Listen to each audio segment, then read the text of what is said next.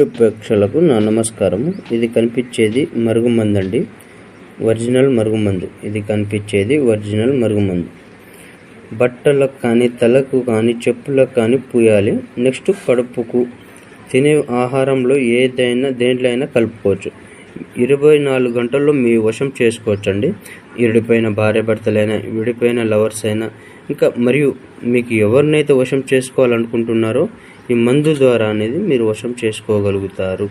ఇది వచ్చేసి మరుగుమందమ్మ, 100%గా గ్యారెంటీగా ఇవ్వగలుగుతాము.